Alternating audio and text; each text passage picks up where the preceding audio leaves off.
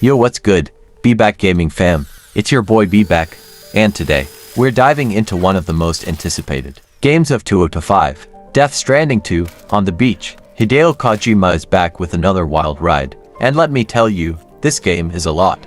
Is it a masterpiece, a confusing mess, or something in between? Stick around for our full, spoiler-free review, and no, this video is not sponsored, just my honest thoughts. Let's get into it. Hit that subscribe button and let's deliver some truth together. Alright, let's start with the story and setting, because this is where Kojima's genius and sometimes his chaos shines. Death Stranding 2 picks up 11 months after the first game. Sam Porter Bridges, played by Norman Reedus, is living a quiet life with his BB, Lou, in Mexico. But, as you'd expect, peace doesn't last long. Fragile, played by Lee Seydoux, pulls Sam back into the delivery game.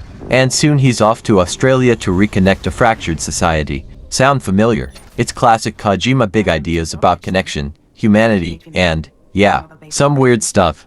The game's setting is a huge shift from the first games. Icelandic-inspired UCA, Mexico's deserts and Australia's diverse landscapes are jaw-dropping, and they're packed with environmental challenges like gatequakes, sandstorms, and time-of-day changes that mess with your plans. The story itself, it's faster-paced than the original, which took its sweet time. Kojima's added a glossary called Corpus to help new players catch up, so you don't need to have played the first game to jump in. But let's be real, it's still Kojima. Expect cryptic plot twists, celebrity cameos like Elle Fanning as Tomorrow, and a talking puppet named Dolman. Yeah, it's weird, but I'm here for it.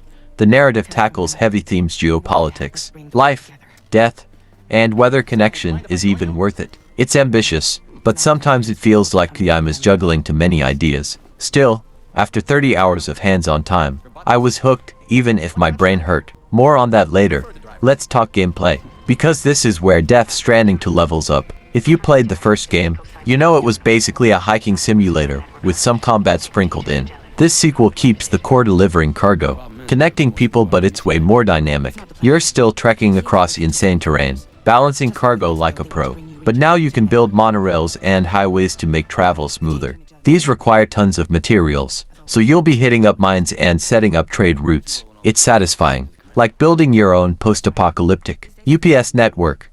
Traversal is tougher thanks to new environmental hazards. Rivers swell, earthquakes shake things up, and nightfall screws with visibility. But Kojima's team added so many tools to keep it fresh. You've got vehicles like the Tri-Cruiser, motorcycle for speed, or the pickup, off-roader for hauling big loads. The new automated porter assistant system lets you upgrade Sam's stats: porter, combat, stealth, or servicemanship based on how you play. I leaned into melee combat, so my Sam was a fistfight beast by the end. You can even refund skill points to experiment, which is awesome. Combat, oh, it's a game changer. The first game's fights were clunky, but here, it's tighter and more flexible. You've got electrified poles, holographic grenades that scare enemies, and a beefy arsenal for both stealth and all-out brawls. New BTs called Watchers can actually see you, making stealth intense. It's got a Metal Gear vibe. Kojima even said he added more combat options because fans wanted it. But don't worry,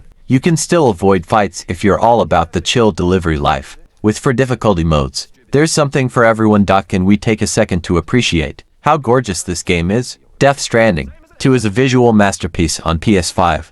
The Decima engine, same one used in Horizon, makes every rock, sand dune, and blade of grass pop. Mexico's barren ridges feel harsh and real, while Australia's animal sanctuaries with kangaroos and koalas are straight up breathtaking. The character models, next level. Norman Reedus's face is so detailed, I could count his pores. Performance mode at 60 FPS is the way to go. Smooth as butter with only minor pop-in. The sound design is just as epic. The soundtrack, with contributions from Woodkid, is phenomenal. Grandiose strings and pounding drums that hit you right in the feels. Voice acting is top tier, with Reedus, Seydoux, and new cast members like Shioli Kutsuna killing it. The sound of rain, footsteps, or BTs creeping up, chills. This game's audio-visual package is a love letter to your senses. So, how does Death Stranding 2 stack up to the original? The first game was divisive. Some loved its chill vibes, others called it a walking simulator. This sequel feels like Kojima listened to feedback.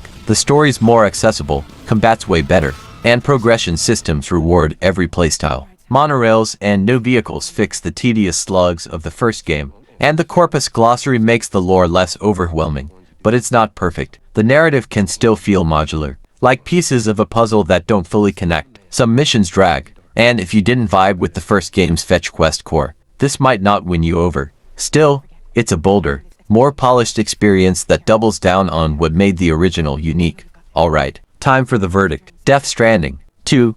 On the Beach is Hideo Kojima, at his most unhinged and brilliant. It's a technical marvel with improved gameplay, a gripping story, and enough weirdness to keep you theorizing for days. It's not for everyone. Kojima's style is love it dash or dash hate dash it, but if you're down for a journey that's equal parts profound and bonkers, this is a must-play.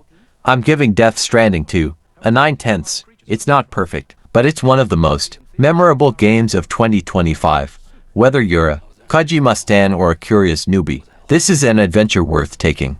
That's it for our Death Stranding 2 review. What do you think? Hype for this one, or is Kojima's weirdness not your thing? Drop your thoughts in the comments, smash that like button, and subscribe to BeBackGaming for more reviews. We've got tons of 2025 games to cover, so stay tuned. Until next time, keep gaming, and I'll see you on the beach.